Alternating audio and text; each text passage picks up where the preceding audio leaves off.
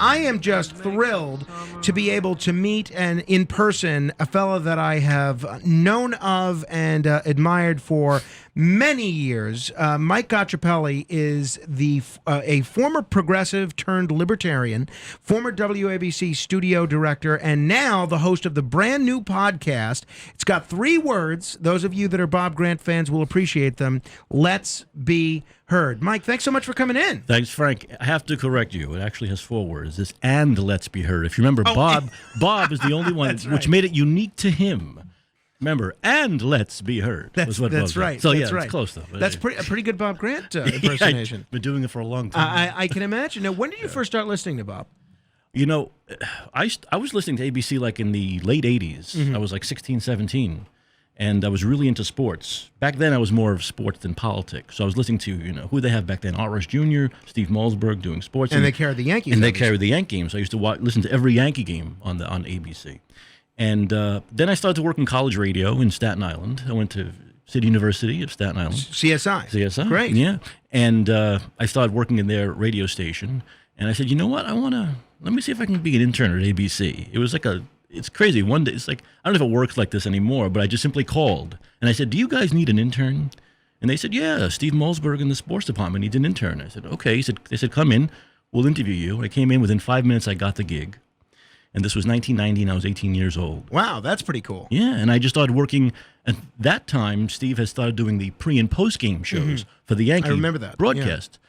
And so here I'm an 18-year-old Yankee fan, radio fan, sports fan, going to Yankee Stadium every game. And Steve was great. He let me do interviews. He just do what you want to do. I used to sit there in the manager's office doing interviews at 18 years old. And then how did you make the transition from interning to working at the radio station? Interned for that year, for 6 months. And then I left. And about maybe March of 91, I got a call from ABC, and was the program director John Manelli at the time? It was no, it wasn't John yet. John had come and gone. And, the whole thing so back it was and forth. Valerie Geller, right? And Jay Diamond, who I had met in 1990. Remember, Jay Diamond before he did a show was doing board operating and screening, and we became good friends. And he needed a studio director. So they called, and I said, I'll take the job, and that's how it all started. That is pretty neat. So you enjoyed working with Malzberg as an intern and doing the sports, that kind of thing? I mean, it was, I think it was one of the greatest but toughest internships. I mean, I worked every Yankee game. We worked in, either home games or road games in the studio. So I was there basically for 6 months straight. Wow. Hardly a day off. And then when did you leave WABC? Late 96. 96. So you were there for the whole tenure of the Curtis and Lisa Sliwa morning show. That's what happened. Jay had started the morning show, then Curtis and Lisa took over the morning show. So I worked on Curtis and Lisa's show. And then Curtis and Lisa, another thing I was into was film. We can talk about Tony Sirico in a minute. Sure. I interviewed Tony Sirico. Oh, I do want to hear about that.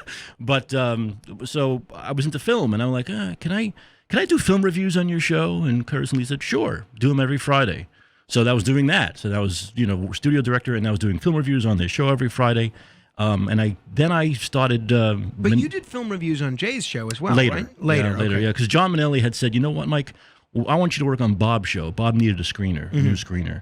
And he said, I'm going to put you on, because in the morning show, the way it was designed was it was so strict. There weren't as many calls as Bob used to take. Bob used to take constant. That was the whole show. Yes. Yeah. Exactly. So John said, we're going to make you work. We're going to put you on and make you be a real call screener. And I said, okay, sure. And that's how I worked with Bob from 91 until he left in 96. Now, it's funny. You may have heard this, but about 5 or 6 months ago, someone called in on a Friday and said, what was the name of that producer that used to do the film reviews for Jay Diamond? Are you serious? Yeah. And I asked Jay, and I thought it was you. And he says, I think he's talking about Mike Caccioppoli. Yeah, well, Jay, after I stopped doing the reviews on Curtis and Lisa's show and I was doing Bob's show, Jay had me come on every Friday, and that was for years. I would come on Fridays at the end of his show and do like 5 minutes of film reviews. Have you ever seen or experienced a talk talent like Jay Diamond? No. He's got to be. I think he's one of the most talented people ever to speak into a microphone. And you have to remember, he was like green at that point, and they put him on the morning show, which was tough. It was a tough gig for someone who hadn't done any real radio before then, and he was fantastic. He was a professional from day one. from day one. And he learned from Bob, you know. He learned It's from Bob. funny. I discovered on YouTube the other day, and I'd never heard this before, and I don't remember it, an interview that Jay, who, especially at that time, was very critical of Al Sharpton and a lot of the, people that were heavily focused on race in the country at the time. And he did this interview with Jesse Jackson. And clearly, they disagree on a whole host of issues, from affirmative action to several others.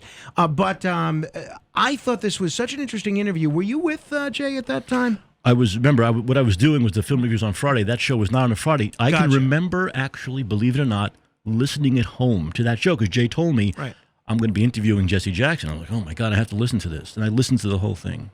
And Jesse Jackson seemed to kind of win Jay over a little bit in that interview. Maybe not in terms of the issues, but as a personality. And they actually had a good rapport, and it was friendly. It was. That's the kind of thing you're missing these days. And what was the line Jesse Jackson used at the end? Jay just told me about this yesterday because I sent him this interview. But it was they said, I hope we could do this again soon. And then he said something like, you got a deal, McNeil. Yeah, it's a deal, McNeil. When Jay said something like, will you come on again in the future? And Jesse Jackson said, yeah, it's a deal, McNeil. And it was just like an incredible moment, because you have to remember, in the 90s in New York, there was a lot of problems with crime and race and the race issues. Yeah, it sounds a lot like New York of 2022. Exactly. It's come around again.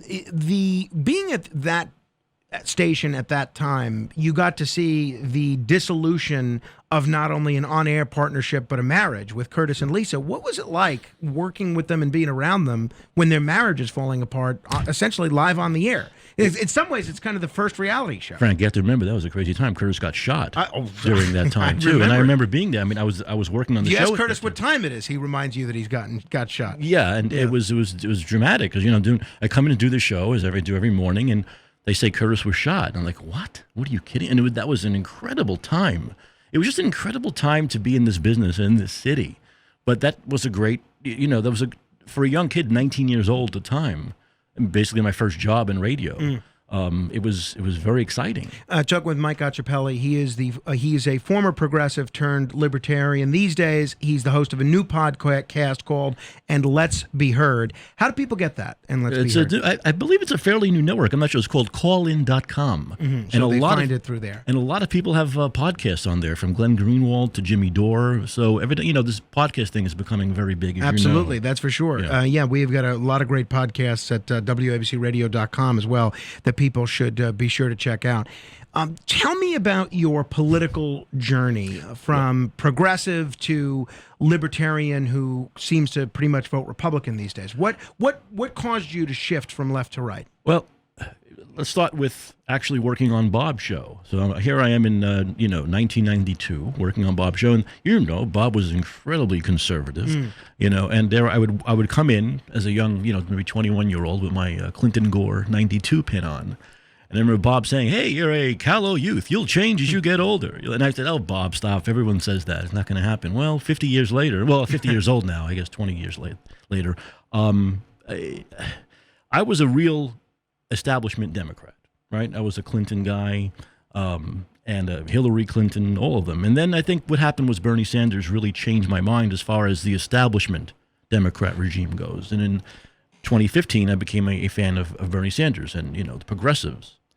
And I voted for Bernie Sanders twice. I mean, I campaigned for him hard. I gave him money in 2016 and 2020. So I was a real progressive. Yeah. A real progressive, really believing in Bernie's campaign. And I think what happened over the last 2.5 years, as I was just talking about in your green room, is that the wokeness, this woke agenda, and I think Bill Maher has talked about this too, this lack of common sense in the Democratic Party. And I think there was a 1-2 punch combo of Trump and COVID that totally destroyed the Democratic brain, if you will. And where they cannot get over this, I like to say, Trump derangement syndrome, where everything comes back to Trump. And if you disagree with them on anything, and like the old days, where you could discuss things, and if you disagreed, it was fine. Now you're canceled, you're out. I don't want to talk to you. You're a Trump supporter. You're a white supremacist. It's almost just to end the conversation. And I think the Democratic hypocrisy, where I live in California, so I'm dealing with the Mayor London Breed. I'm dealing with Nancy Pelosi. Right, sure. I'm dealing with Gavin Newsom, where they say wear a mask, shut your business down. And there he is going to the French Laundry, eating with 30 friends, no mask on. And this was constant, as you know, this hypocrisy from the Democrats during COVID. Whereas, do as we say, not as we do, basically. Now, if you're somebody that has spent the bulk of your political adulthood as a progressive, chances are, you're pretty, especially if you were donating to Bernie Sanders as recently as 2 years ago, chances are, on issues like healthcare, taxes, a bunch of key economic issues, issues related to labor and the workplace, you would have a traditionally left-wing position. Even if you get upset about, Democrats trying to cancel Thomas Jefferson and take Woodrow Wilson's name off everything and to tear down all the Theodore Roosevelt statues, and everyone, I think, sees how silly that stuff is. Wouldn't voting Republican kind of put all those issues that you've worked your whole life for and voted towards your whole life, wouldn't that put all those issues in jeopardy? I don't know. I've stated on my podcast as almost like a coming out for me. I feel so passionate now. I've always been passionate about politics, always. But I think now it's almost like I've discovered that maybe I was always a certain way and never knew it, or maybe the party was a certain way and I never wanted to admit it. But I think it was the idea of big government. Where at one point in my life, I thought, oh, big government can help you. Government's here to help you. And I think over the last 2.5 years, my worldview on that has changed to where it's basically just all about control. We want to control you. We want to control what you have to do. If we tell you wear a mask, you wear a mask. We tell you shut down your business, you shut down your business. Doesn't matter. We don't have to show you facts. We don't have to show you any evidence that this stuff works, that we need to do this stuff. And so I think I have really learned. And also with the Second Amendment. I used to be totally against the Second Amendment, Frank. I used to be totally against it. Let's get rid of it. And now I realize that that's a big reason why the government can't do here what they do in places like China, where they lock you in your building. It's just the deterrent of not knowing if someone can defend themselves or not in the founding fathers. That was the idea, right? That is indeed. We're talking with Mike Caccioppoli. He is a former progressive turned libertarian. You can check out his podcast and Let's Be Heard. Now, I remember, I want to say 04, 05-ish, you actually ran for Congress in Arizona, right? You've done your research, right? Well, I remember that at the time. I remember that did. at the time. Yeah. And you ran as a traditional Democrat. liberal Democrat. And I was. But then why, when you lost the election, you moved right out of Arizona? Wow, you know everything. This is frightening. Yeah, I did. I left Arizona right away. I just felt my time there was done. Let me give you a little background there. I'm surprised. That might have been the first time I soured on the Democratic Party, because here I was, just a guy who, didn't have any money behind me, wasn't a, self-made millionaire where I could put $2 million of my own money into a campaign, which is really what you have to do to win these days. Yeah. And I was in this primary with one other person, and that person dropped out, and it was just me. I said, wow, this is great. Now I'm going to... And the incumbent at the time was Rick Renzi, who was incredibly corrupt. And in fact, after he won re-election, 6 months later, there were like 40 counts. Yeah, I remember that. Yeah. Right. So no one believed me anyway. So, and what happened was the Democratic Party, because I was a nobody, because I didn't have a big name and have a lot of money, they automatically put someone in there who was a millionaire who threw $1 million of her own money into that. But don't you think the Republicans do that? They as well? do it, absolutely. I think both parties are just as interested in finding absolutely well-financed. But it seems like the Democrats are doing that more now, especially with the Green Party, where they try to block them. Oh yeah, well, you're seeing that here in New York, yes, as well. Right. And so that I really soured at that point towards, I guess, running for office. I was like, I put 15 months of my time into it, and unlike a district in New York City or a district in San Francisco, we're talking 2/3 of the state of Arizona. So here I am driving around 500 miles for 15 months, putting everything into it, for the Democrats just to say, you know what, you're a nobody, we don't want you running. What made you move out west initially? What happened? Well, let's see. Well, I guess I had, New York City was very expensive, and I had, I guess, tired of the East Coast a little bit, and I wanted to try the West Coast. I had a friend who lived in Seattle at the time, and said, why don't you come out here and see what it's like? So I was living in Seattle for a while. Actually, I left out a whole chunk of my life in Las Vegas, where I was on the radio in Vegas. I know. That's where I interviewed Tony Sirico when I was on KXNT. I had left ABC, and about a month after I left ABC, I got the job in KXNT in Las Vegas. We're being heard now, by the way, on the Nevada Talk Network. Is that right? Four or five great stations in Nevada. And KXNT was kind of new at the time. And so I got a job there as the producer for the afternoon drive show. And I was doing that for a while, and they were having a problem with their morning show. It wasn't there was a man who was on ABC named Dave Dawson. You remember Dave Sure, Dawson? absolutely. And he went out to this was later in his career on Las Vegas radio. He wasn't really cutting it, and they wanted me to go on with him to bring a different perspective, more energy. So I did that, and I did that for a while, and then another guy took over, and I co-hosted the morning show for about 4 or 5 months. So it was a great experience in Vegas because unlike in New York, I was able to do, real on-air stuff and do a morning show. I had a weekend entertainment show. Cool. That's where Sirico comes into it. And so that's what I was doing. I was doing radio in Vegas. And Vegas was really building up at that time. So it was a decent market, to be in. And then I had left that job and came back to New York, did a little bit of radio producing here and there. And then I kind of, I don't want to seem cynical, and I soured on the business because when I started in radio, it seemed like it was all about the creativity. And then, of course, Disney took over, and it became much more corporate, and I kind of soured on that corporate mentality. Oh, absolutely. Just to be honest about it, No, I get that. Yeah. How is New York different now as opposed to when you moved out of here, when you left? Or how is it the same? Boy, New York now, it's like San Francisco. I mean, it's going downhill. I have fought to try to change things in San Francisco. I was even thinking, believe it or not, as crazy as it sounds, running for mayor of San Francisco at one point. But it's just the voters in California and the voters in New York are just deep blue Democrats, and it's really tough. I have friends here who complain about the crime all the time. They complained about de Blasio. They hated him. They hate Adams now. His approval is what, 25 in the last poll? And I said, but you keep voting for these people. You have a guy here, Curtis, who they could have voted for, right?